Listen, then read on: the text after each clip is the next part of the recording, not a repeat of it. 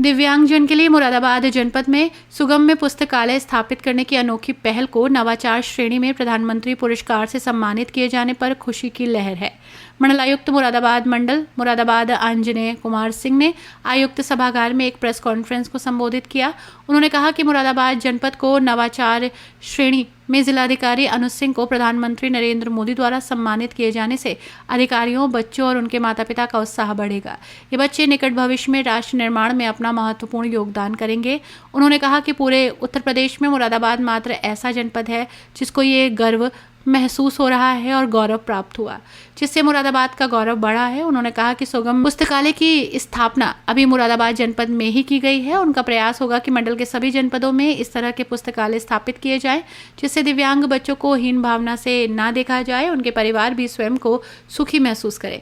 मंडलायुक्त ने जिला प्रशासन को बधाई दी और आगे कहा, लगातार प्रयास के लिए ये बड़े सौभाग्य की बात है कि इस बार मुरादाबाद जनपद को इनोवेशन की कैटेगरी में एक डिस्ट्रिक्ट में एकमात्र जनपद ऐसा है जिसको प्रधानमंत्री जी के हाथों से प्रधानमंत्री अवार्ड मिला है इनोवेशन के लिए और नवाचार के लिए। और ये जिलाधिकारी मुरादाबाद के नेतृत्व में जो पूरी टीम जिसने एक मुहिम को आगे बढ़ाया उसके लिए है। और ये है हमारे दिव्यांग बच्चों के लिए। दिव्यांग बच्चों की जो समस्याएं हैं उसको एक पूरी समग्रता के साथ समाज के सामने रखने उसका समाधान निकालने के लिए ये है। ये सिर्फ एक शुरुआत है, आगे हम अभी और भी इस पे कार्य कर रहे हैं। ये इस पुरस्कार से न सिर्फ हमारे जनपद के सभी अधिकारियों का और ख़ास तौर से हमारे जो स्पेशल एजुकेटर्स हैं जिनकी एक बहुत बड़ी भूमिका रही है इस पूरे प्रोजेक्ट के अंदर, उनका उत्साह बढ़ेगा, हमारे बच्चों का सबसे ज़्यादा उत्साह बढ़ेगा और उनके माँ बाप का। कि जो माँ बाप ये सोचते थे कि उनका बच्चा किसी भी दृष्टि से कहीं से लाचार है किसी अंग की वजह से, वो अब उनको संबल मिलेगा कि उनके बच्चे बेहतर कर सकते हैं, उनकी बच्चियां बेहतर कर सकती हैं और संभावनाएं अपार हैं। हमारे बच्चे आगे चल के राष्ट्र निर्माण में बहुत बेहतर योगदान कर सकते हैं। एक जो भावना है, जो विश्वास है, ये मजबूत हुआ है इससे। हमारे लिए, पूरे मुरादाबाद के लिए ये बड़े गौरव की बात है, बड़े हमारे लिए सौभाग्य की बात है। और इस पर आधारित थी कि जो एक बड़ा हिस्सा है हमारा, चाहे वो कुछ % में क्यों ना हो, हमारे समाज का अभिन्न हिस्सा है। हमारे जो दिव्यांग बच्चे हैं उनके बारे में, उनकी चुनौतियाँ, उसको समझना हमारे समाज के लिए बहुत आवश्यक है।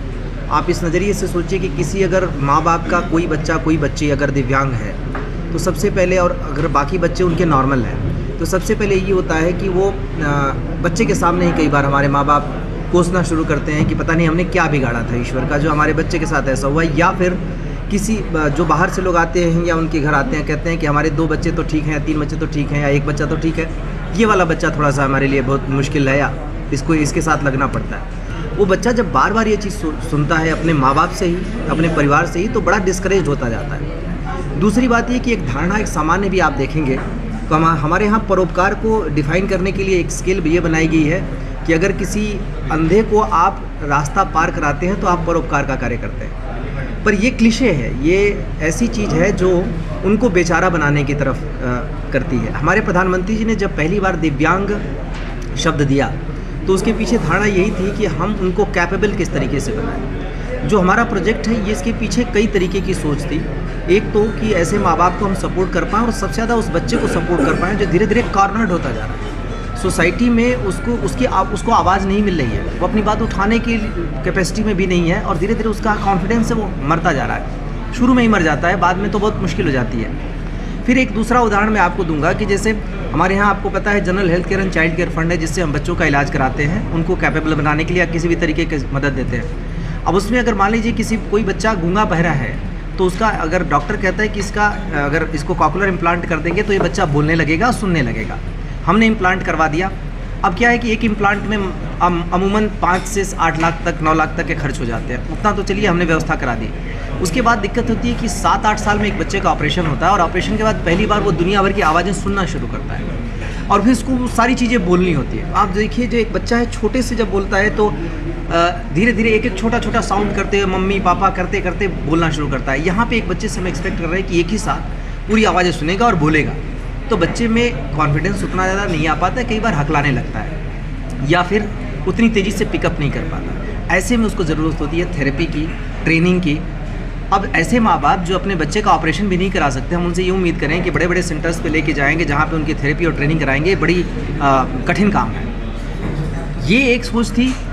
दूसरी, समाज का नज़रिया बदलना था कि ऐसे बच्चे हम बेहतर कर सकते हैं। अब आप सोचिए, हमारे यहाँ वैसे भी सरकार ने व्यवस्था की है, हमारे यहाँ स्पेशल एजुकेटर्स रखे गए हैं इन बच्चों के लिए। लेकिन अगर एक उदाहरण आपको दूँ कि हमारे जनपद में 1100 से ज़्यादा ऐसे बच्चे हैं और हमारे यहाँ 42 के करीब एजुकेटर्स हैं। हर एक बच्चे के घर पे जाना पड़ता है। अब अगर उनको हम एक जगह इकट्ठा नहीं करते तो एक स्पेशल एजुकेटर के लिए बड़ा मुश्किल हो जाता है कि एक बच्चे को कितना समय दे पाएगा।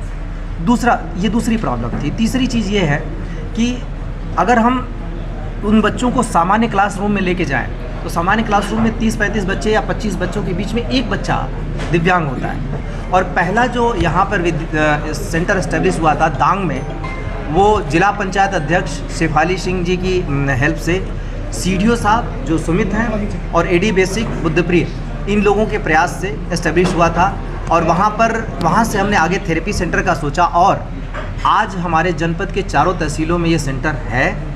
लगातार जिलाधिकारी ने उसमें नेतृत्व दिया, एक्टिव इन्वॉल्वमेंट रखा। हमारे CDO ने लगातार विजिट किया। हमारे स्पेशल एजुकेटर्स, जिनकी मैं ख़ास तौर से चर्चा करना चाहूँगा, उन्होंने अपना पूरा इसमें झोंका। जब उनको उपकरण मिले तो उनके सामने एक चैलेंज था इन बच्चों से बेहतर परफॉर्म कराने का। आज जब हम देखते हैं कि माँ बाप जाते हैं उन सेंटर्स पर और एक सामान्य चीज़ सोचिए कि एक बच्चा जो क्लासरूम में अकेला फील करता था, एक बच्ची जो क्लासरूम में अकेली फील करती थी, उसको जब एक सेंटर पे आई उसको पता चला कि हमारे जैसे तो कई सारे लोग हैं। उनका कॉन्फिडेंस बढ़ा। माँ बाप ने उनको प्रोग्रेस करते देखा तो माँ बाप का भी कॉन्फिडेंस बढ़ा। सोसाइटी का नज़रिया हम चेंज करने की कोशिश कर रहे हैं और मुझे पूरी उम्मीद है कि जो हमारी इस बार जो ये पुरस्कार मिला है, ये हमको इतना साहस देगा, इतना इसको मजबूत करेगा कि हम समाज का वो नज़रिया बदलने में कामयाब होंगे। और एक बड़ी चीज़ ये है कि इसी अमरोहा से एक व्यक्ति जो जन्म से ब्लाइंड होने के बाद भी आज सिविल सेवा में है, ऐसे लोग इनके लिए प्रेरणा बनेंगे। और हम सभी मिलजुल कर, और ख़ास तौर से मैं जो इतना लंबा आपके सामने बोला, सिर्फ इसके पीछे सोच यही है, मेरे कहने का आशय ये है कि समाज अगर सपोर्ट करे तो हम सब मिलकर बहुत बेहतर कर सकते हैं। और इसमें सपोर्ट मिला भी है। दांग के बाद बहुत सारे लोग आगे आए, उन्होंने सपोर्ट किया CSR के माध्यम से। और अब हम अमरोहा के 4 विद्यालयों में भी इसको फ्लोट करने जा रहे हैं, संभल के एक तहसील में फ्लोट करने जा रहे हैं। और मेरा पूरा प्रयास है कि अगले 1-2-1.5 महीने के अंदर हमारे पूरे मंडल में हर एक तहसील में ऐसा एक सेंटर होगा। और मुरादाबाद शहर में नगर निगम के सौजन्य से और मुरादाबाद विकास प्राधिकरण के सौजन्य से एक सेंटर ऐसा एस्टेब्लिश करेंगे जो बहुत एडवांस होगा। की गौरतलब है कि पूरे उत्तर प्रदेश में मुरादाबाद सुगम्य पुस्तकालय स्थापित करने के बाद सर्वप्रथम उत्तर प्रदेश सरकार द्वारा जिलाधिकारी अनुज सिंह और मुख्य विकास अधिकारी सुमित यादव को सम्मानित किया गया। मुरादाबाद में मंडलायुक्त अंजने कुमार सिंह के मार्गनिर्देशन में DM अनुज सिंह और मुख्य विकास अधिकारी सुमित यादव की टीम ने संयुक्त रूप से सुगम्य लाइब्रेरी स्थापित की। इस अवसर पर DM अनुज सिंह, मुख्य विकास अधिकारी सुमित यादव सहित विभिन्न विभागों के अधिकारी मौजूद रहे। हम लोग के लिए जैसा कि हमारे आयुक्त सर ने बोला, ये बड़ा गौरव का क्षण था क्योंकि पूरे भारतवर्ष में इनोवेशन कैटेगरी में डिस्ट्रिक्ट्स में एकमात्र पुरस्कार मुरादाबाद को मिला। ये हमारे ज़िले के जो आयुक्त महोदय थे उन्हीं की सोच का नतीजा था। सर ने जैसा भी बताया कि कैपेबिलिटी हमारे जो चिल्ड्रन विद स्पेशल नीड्स हैं इनको बढ़ाने के साथ साथ एक जो सेंसिटाइजेशन का इशू हमेशा रहता है, जैसा डिस्कशंस में हमेशा सर कहते थे कि नॉर्मली इस तरीके के जो बच्चे होते हैं उनके माता पिता उनको उस नज़रिए से नहीं देखते जैसे कि सामान्य बच्चे को देखते हैं। तो एक सेंसिटाइजेशन की बहुत ज़रूरत थी और इस प्रकार के रिसोर्स सेंटर जो हमारी टीम ने सर के मार्गदर्शन में जो किया है उसी का नतीजा है कि आज हमें ये इनोवेशन कैटेगरी का इनाम मिला है। और ये बड़ा ही गौरव का क्षण था कि पूरे उत्तर प्रदेश से 2024 का एकमात्र पुरस्कार जनपद मुरादाबाद को मिला और उसको लेते वक्त हमें भी काफ़ी गौरवान्वित महसूस हुआ।